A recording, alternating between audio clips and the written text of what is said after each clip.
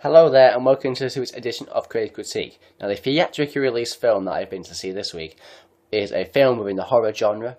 The film itself is The Witch, and although it's also had the subtitle The Witch, a New England Folktale. Now, horror films. Now let's face it, now it often gets labelled the horror genre in recent times as being a dying genre. And when I say dying genre, I don't mean in terms of financial success, because my word, a lot of films that are put out in the horror within the horror genre very financially successful. But what are we getting? We are getting retreads of old classic horror films. We are getting sequels to, let's face it, we're getting franchise sequels with extremely varying and then lesser quality. So what we have here is a completely new and individual horror film, and I am pleased to report that this is a film that is straight up my street. Straight up my street, right up my street.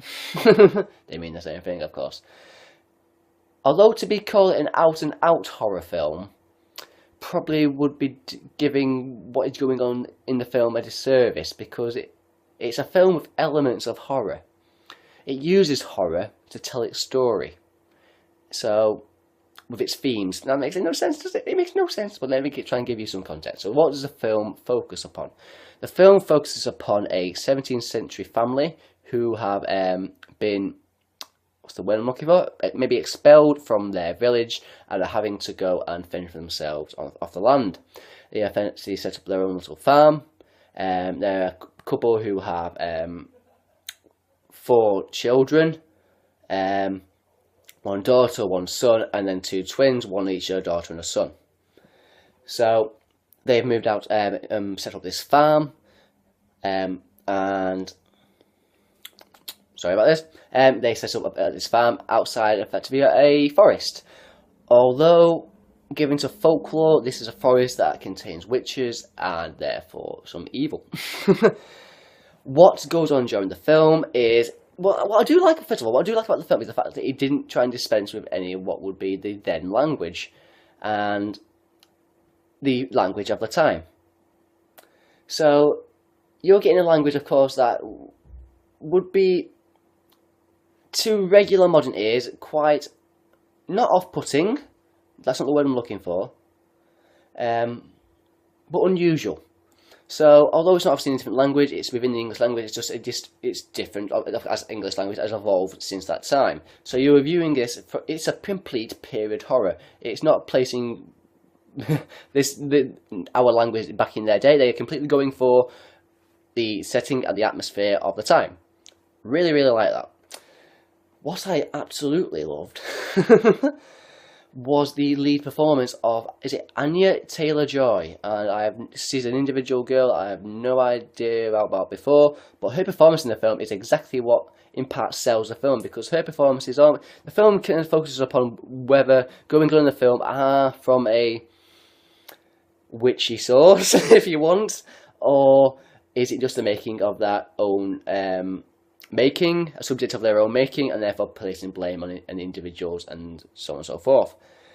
And that in itself is brought out from her performance, the lead girl, Taylor-Joy. So she is wonderful. She is truly wonderful, because she makes it extremely ambiguous in terms of whether you want to believe whether they are witches or whether it's just completely something of the time and the hysteria of the time. So her performance is fabulous. The parents are played by Ralph Ineson and Kate Dickie, 2 individuals obviously who are very well known. Well, I say well known, probably known in part mainly for a lot of British audiences, and maybe to the Game of Thrones audience who have bit parts in Game of Thrones, as we know. I won't go obviously on who they play, because that's not the subject of this review. So there's good support from them playing the parents involved. There's a lot of emotion involved in terms of these characters, because the beginning of the film, what occurs is they set up at this farm outside this set of woods. And as Anya Taylor-Joy is looking after the youngest, which is a baby boy, I believe. And from her just doing one of those sort of like peekaboo games, she takes her hands off her eyes, and suddenly the baby's gone within seconds. And the woods is quite a distance away, so something has occurred here. She obviously goes back to the parents, and it's then from therefore parents blaming, well, one parent possibly blaming her, one parent maybe protecting her, or eventually maybe believing it. We don't know. What is going on here? So it's a great paranoia horror in a sense, because it completely, like I say, plays upon that sort of paranoia of the time of witchcraft. The mood of the film is extremely well played, and I'm not gonna lie, this film is certain for a particular type of audience, and I can tell you that by far from the audience, the cinema audience that I saw it with. Now, I'm just going to bring up on a side note because it's not in relation to the film, but what occurred effectively was this is an audience that had no respect for the film. I understand that obviously with horror films you get a particular type of audience, and it tends to be either people like me who really enjoy the genre and want that atmosphere of the genre, or people who are finding it looking for a cheap thrill and therefore don't have much respect for the genre in question. Unfortunately, 80-90% of this audience was exactly that latter. So therefore, it's spoiling in part of it, the mood for me. But yeah, I am a fussy cinema goer, maybe. My limits, the limits to my tolerance that I can take. This is certainly a horror film that you have to have a suspension of disbelief for, and this audience was not up for it. Certainly not up for it, and yeah. But in regards to actually the horror film, I found it really damn entertaining. I was completely, like I say, completely sold on the setting, the language, and the very strong performance of Anya Taylor-Joy. It builds, like I say, a tense and creepily built atmosphere and mood. And like I said, it's not out-and-out horror, but it uses the horror elements extremely well to lead you down many paths. And if you go with that mood, you're going to find the film will be richly rewarding for yourself. I think absolutely, if you're a horror fan, this is a film you need to see and watch it in. I don't like to say I like to watch films with fellow people, having discussions of it, but a horror film you can certainly watch by yourself, and it'll be much more enjoyable most likely because you're completely going off. You're not influenced by your people next to you. It's fair to say. With thrillers and comedies, it's a bit easier, but something like horror, you want to get more of a personal experience out of, I find. So see if you can, obviously by yourself, or if it comes out on DVD, watch it on DVD by yourself. But watch it with somebody who enjoys that genre and will have a respect for the film. Person I went with certainly has respect for them, but the audience did not. So in parts about it. But like I say, if you're willing to go with the mood of the film, it will be a richly rewarding cinema experience. I really enjoyed The Witch, or A Witch, a New England folktale. So that was my theatrical release film of the week. My classic film of the week. Now sorry, I'm just going to do something here because I've clicked on something that I shouldn't have clicked on. So my classic film of the week is a film by a director who I've had, I must say poorly, had little experience of. And the director in question is Woody Allen. And I've gone with probably his most celebrated film, and that is Annie Hall, the 1977 comedy drama, with heavy elements of comedy. Relationship comedy drama, it's fair to say. Like I just said there very briefly, I've had extremely little experience on watching Woody Allen films. The only film I've watched previously is Manhattan, which is, I think it was 2 years later. And there's certainly elements involved in both films that are very prominent in his writing. How to describe a Woody Allen film? It's very hard, and I am going to struggle with this one, I must say, from the off. What does it focus upon? It focuses upon the character of Woody Allen, a neurotic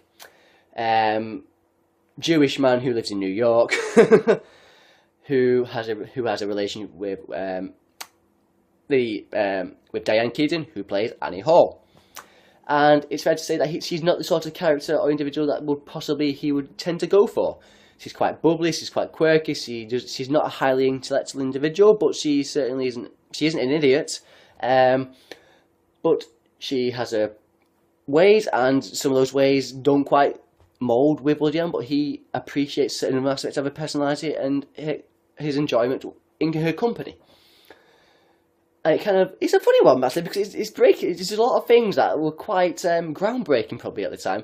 First of all, the breaking the fourth wall aspect, and having seen Deadpool recently, and this is a completely different genre of films, but Woody Allen does it perfectly with the audience, because there's bits of it that you're like, this is wonderfully done, because there's a bit where he's in a queue in a queue at a theatre to see a film, and he's listening to somebody in the queue, effectively giving his review and his own thing of a particular director that's he is viewed. And at one point he turns around to this character and actually goes, you clearly do not understand this individual's work, and in fact have a talk to the director. And he actually goes off to the side of the screen, drags out the director, and goes, you know nothing of my work, you have no understanding of it, and you're just giving your own pretentious view of it. And that's just fabulous. It's just a fabulous use of the breaking the fourth wall aspect, because it is unexpected, it's funny, it's brilliant, and it's saying things a lot of time people probably are saying to me. You really have no talent, do you? You just have talent in destroying other people's works. Well, you may have no talent in destroying other people's works, or even appreciating them. But that's a fabulous aspect of the film, his sort of breaking the fourth wall aspect. And like I say, there's also this sort of playing with time in the film. So at certain points we will go back, we'll effectively in the midst of a relationship, and then we'll go back to the beginning of the relationship. So that sort of thing, it's been heavily played out, obviously in cinema, most prominently in things like Tarantino. But here it's done to a more, probably, not interesting effect, but very useful effects, particularly that sort of relationship drama aspect, seeing where things are breaking down, seeing how the relationship has evolved throughout time. Obviously, if you don't like Woody Allen's persona or type of performance, you are probably not going to enjoy the film. Although Diane Keaton will certainly try and grab you in with certain aspects of her performance. But it's a particular audience possibly that is going to like this sort of Woody Allen film. I find it really, really fascinating and interesting. I do need to see more of his works in order to appreciate other aspects, maybe. But I think his writing is just top notch. There's things in it that are way ahead of its time. There's stuff that, and it's understandable why was it 1977 it was released? I think I don't know if it was the year after the Oscars or that year it won, but it won Best Picture, and I can see exactly why it has. I'm quite surprised it did, given possibly what it features in a sense. But no, yeah, I personally can see why it won. It's some truly interesting. He has many obviously interesting encounters throughout the film, Woody Allen, with particular friends and family and members of families of Diane Keaton. It's interesting. There's early performances, particularly from the likes of Christopher Walken, giving only a performance that Christopher Walken can give. It's only like 2 scenes, but you remember that scene, that particularly one of those scenes.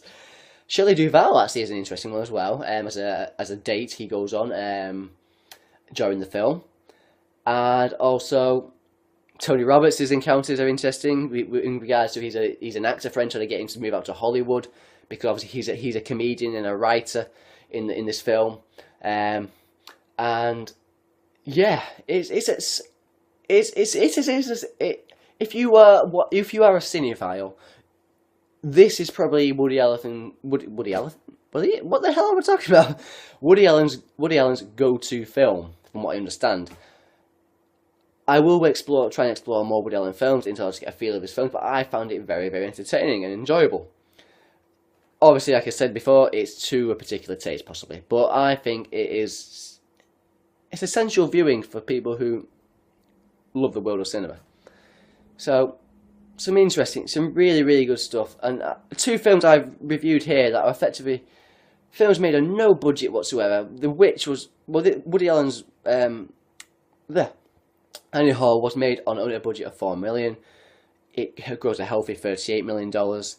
And The Witch was made on $1 million and made about 27. So these are very independent films and flying the flag for creators and writers and filmmakers, showing that the world of film is not studio based and can be made on the talents of those individuals alone.